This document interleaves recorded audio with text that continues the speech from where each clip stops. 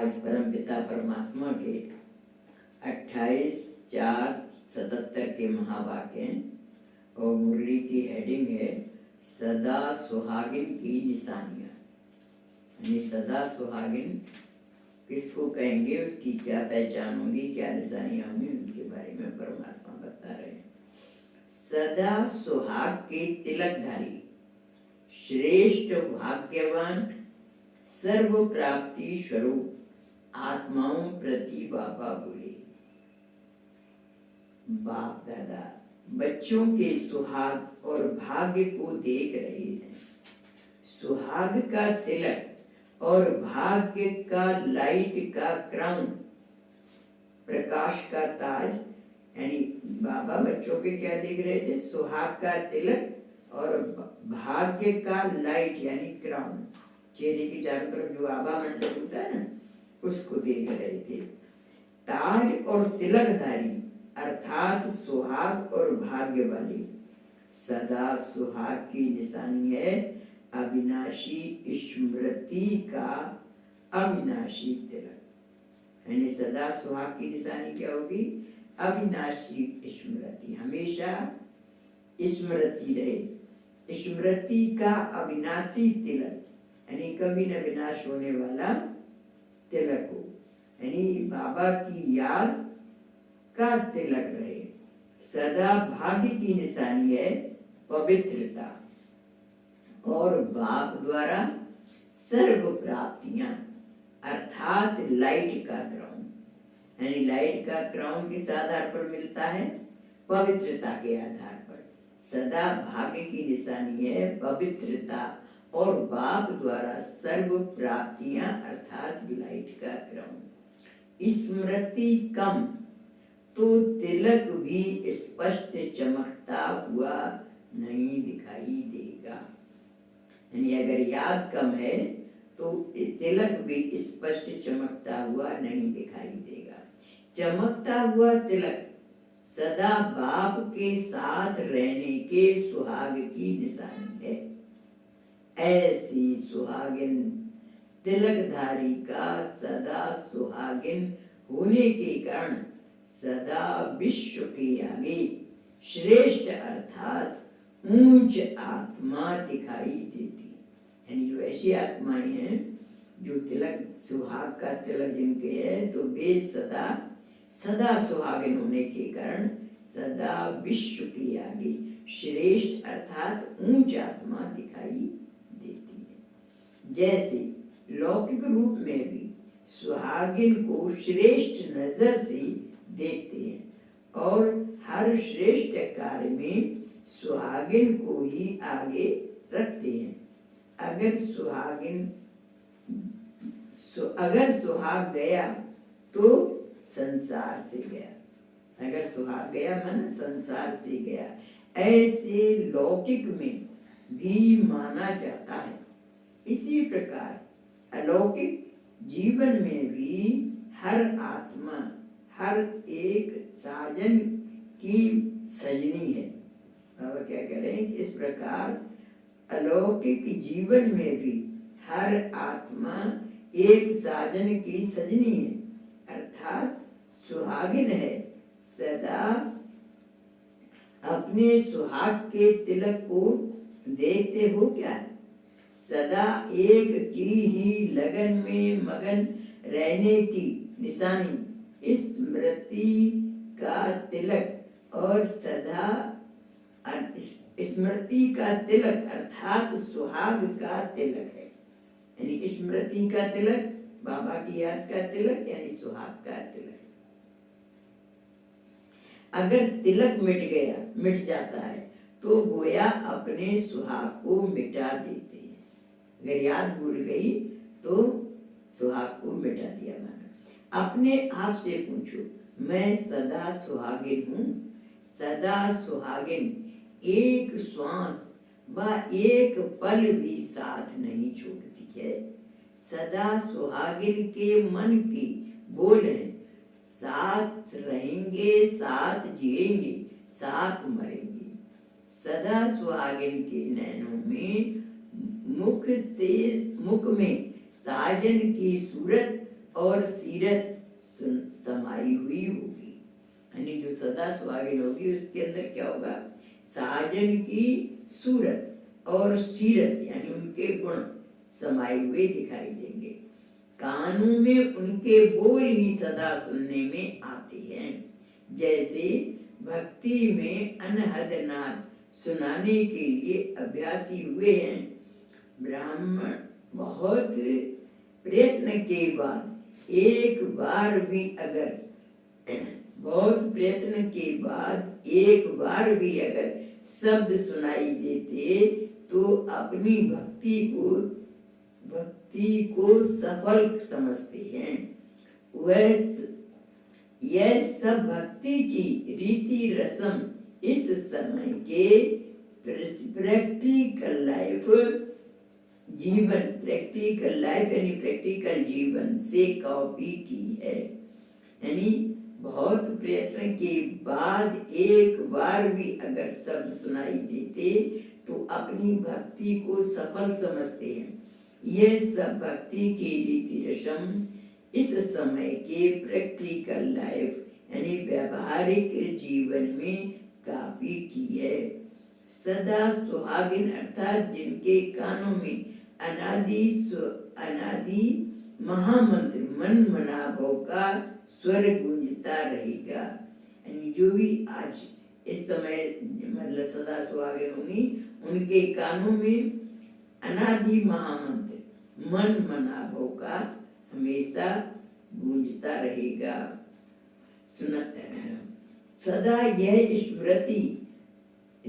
यह अनुभव करेंगे कि बाप यह महामंत्र बार बार सुनाते हुए स्मृति दिला रहे हैं। चलते फिरते यही अनुभव अनहद अर्थात अविनाशी योग वो अविनाशी बोल बाप के सम्मुख सुनने का अनुभव करेंगे। और कोई भी आत्माओं के बोल सुनते हुए भी नहीं सुनेंगे। बस तुम्ही से जोड़ूं, तुम्ही से खाऊं, तुम्ही से सुनूं, ये तुम्हारा सुनाया ही सुनूं। ऐसी स्टेज सदा सुहागिन की ही होती है। यानी बाबा के साथ ही देखना, बाबा के साथ ही सुनना, बाबा की बातों को सुनाया है वही बोलूं। ऐसी स्टेज सदा सुहागिन की होती है। ऐसे सदा सुहागिन संकल्प में भी अन्य आत्मा के प्रति एक संकल्प भी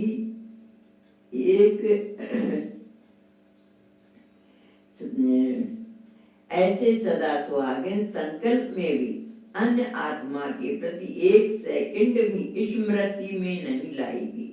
अर्थात संकल्प में भी किसी देहधारी के झुकाव में नहीं आएगी। लगाव तो बड़ी बात है, यानी बाबा कह रहे हैं अटैचमेंट लगाव तो बड़ी बात है, झुकाव भी नहीं। जैसे लौकिक जीवन में भी पर पुरुष प्रति संकल्प करना व स्वप्न में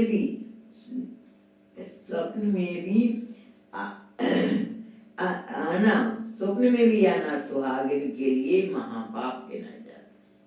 यानी पराये पुरुष का संकल्प आना या स्वप्न में भी आना, इसको भी क्या समझते हैं, पाप की श्रेणी में महापाप गिना जाता है। ऐसे ही अलौकिक जीवन में भी अगर संकल्प मात्र भी स्वप्न मात्र भी कोई देहधारी आत्मा तरफ झुका हुआ तो सदा सुहागिन के लिए महापाप गिना जाता है। अगर किसी देहधारी की तरफ आकर्षण है, संकल्प में भी आता है, स्वप्न में भी आता है, तो बाबा कह रहे हैं कि इसको भी महापाप गिना जाता है। तो सदा सुहागिन अर्थात एक बाप दूसरा ना कोई, ऐसे सुहाग का तिलक लगा हुआ है। ऐसा सुहाग का तिलक लगा हुआ है क्या?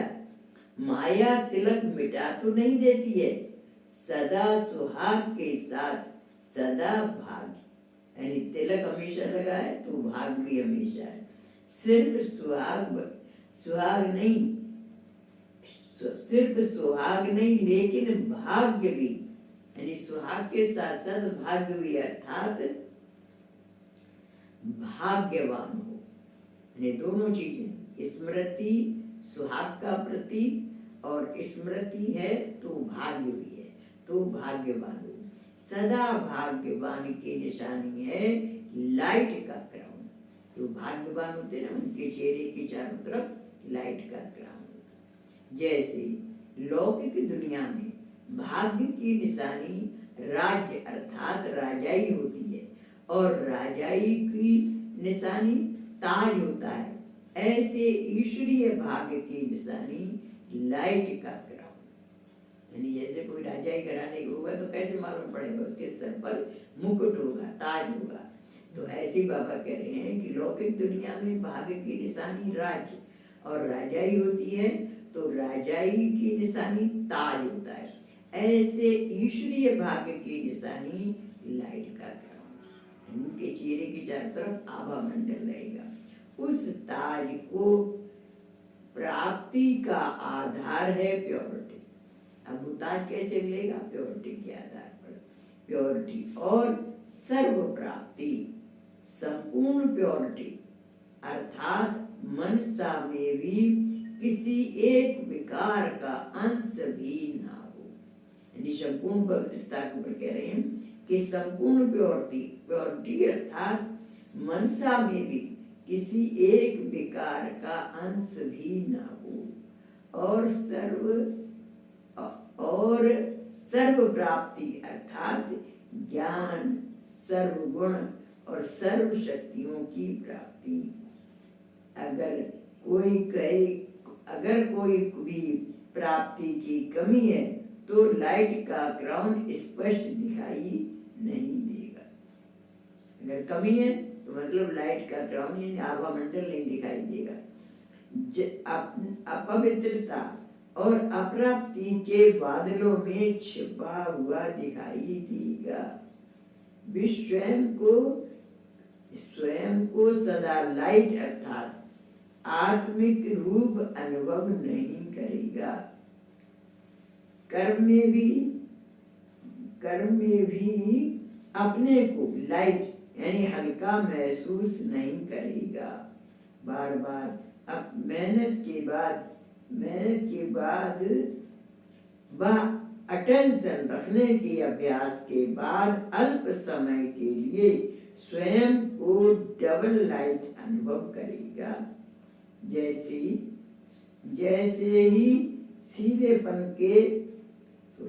जैसे ही सोचेगा कि मैं आत्मा लाइट हूँ, तो आत्मा के बजाय शरीर अर्थात देह अपने को अनुभव करेगा। भाग्य का आधार सर्व प्राप्तियां है। सर्व प्राप्तियों की निशानी है अविनाशी खुशी। सदा भाग्यवान, सदा खुश होना। भाग्य तो खुशी, भाग्य है तो खुशी, कम है तो कम खुशी। अगर मान लीजिए कम है भाग्य तो कम खुशी, और अच्छा है भाग्य तो अच्छी ज्यादा खुशी, तो कम खुशी अर्थात सदा भाग्यवान नहीं। तो समझा, सदा सुहागिन और सदा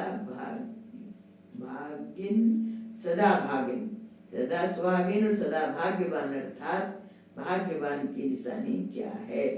अब तो सब बातें सामने रखते हुए स्वयं को चेक करो कि मैं कौन हूँ।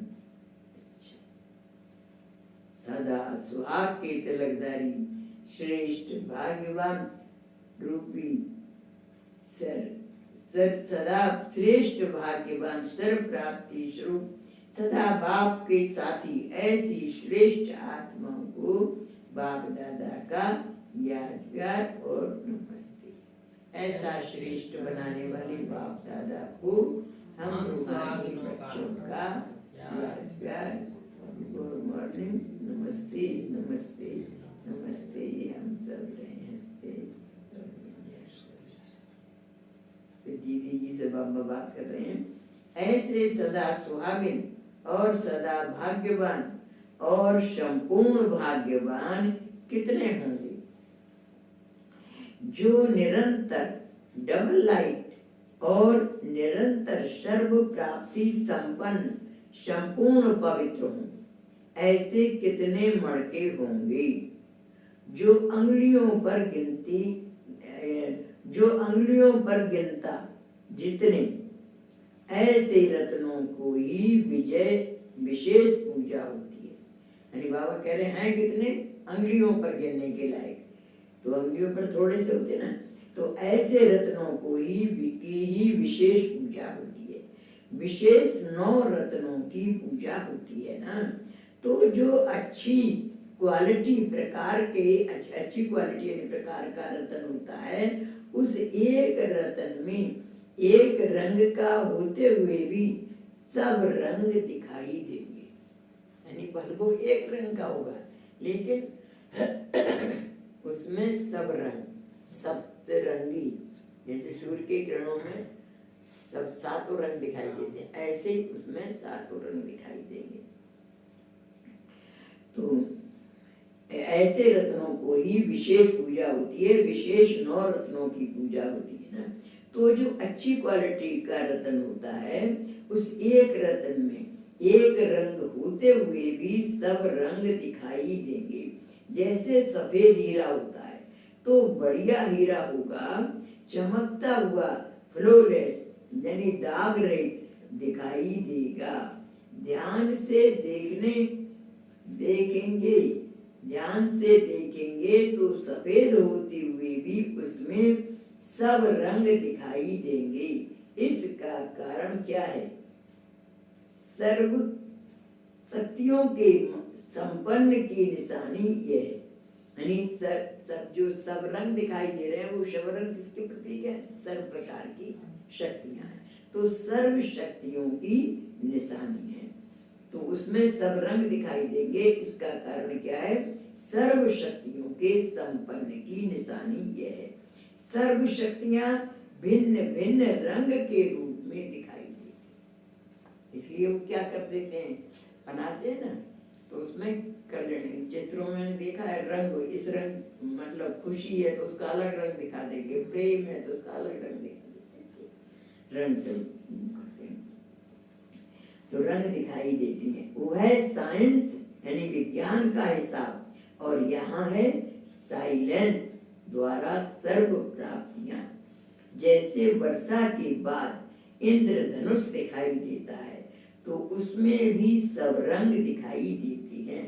यह भी ज्ञान वर्षा के बाद वर्षा का फल सर्व प्राप्ति स्वरूप। तो ऐसा श्रेष्ठ हीरा व रतन सर्व प्राप्ति स्वरूप होने के कारण जो शक्ति पानी चाहे उस रतन द्वारा प्राप्त कर सकते हैं। तो ऐसे रतन कितने होंगे? 9 रत्नों का पूजन निर्विघ्न होने के लिए 9 रत्नों का पूजन निर्विघ्न होने के लिए विशेष होता है। कोई भी के ऊपर विशेष कोई विघ्न आता है तो 9 रत्नों का पूजन करते हैं। तो इतने सब निर्विघ्न बने हैं क्या? बाबा पूछ रहे इतने सब निर्विघ्न बने हैं क्या? हर रतन संपन्न होता है, लेकिन फिर भी हर रतन की मुख्य विशेषता अपनी होती है। आतिथ्य 9 रत्नों में ही किया जाता है, इसलिए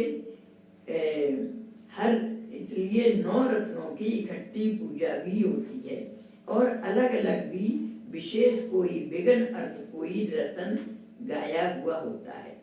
मानो धन की समस्या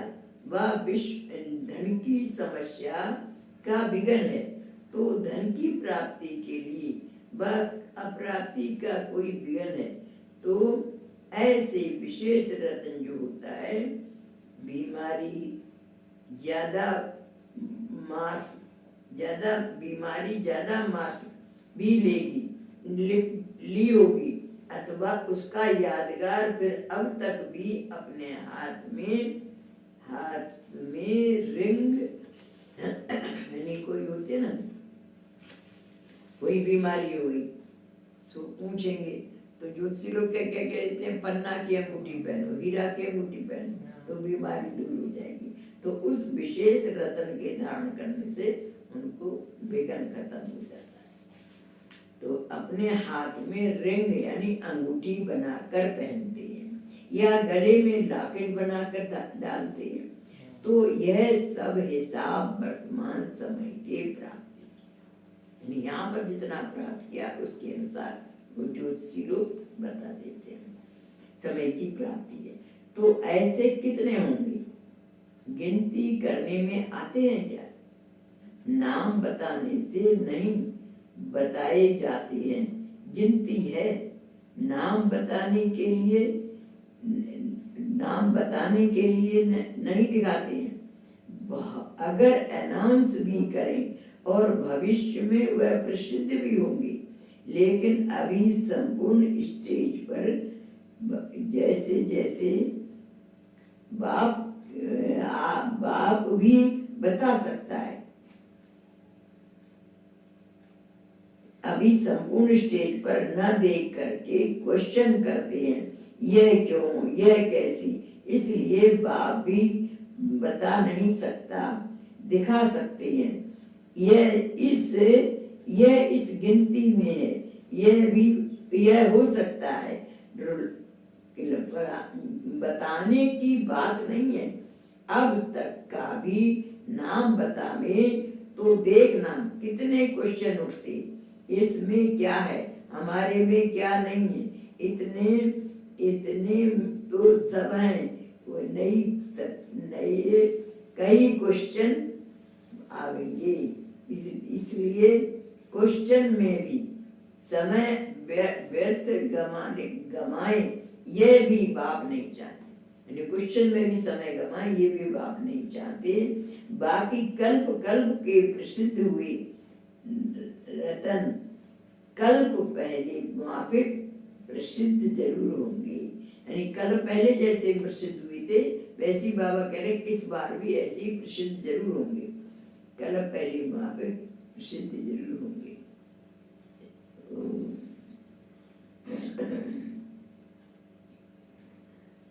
प्रसिद्ध हुए रतन कल पहले माफिक प्रसिद्ध जरूर होंगे। आजकल नाम नहीं काम चाहते हैं।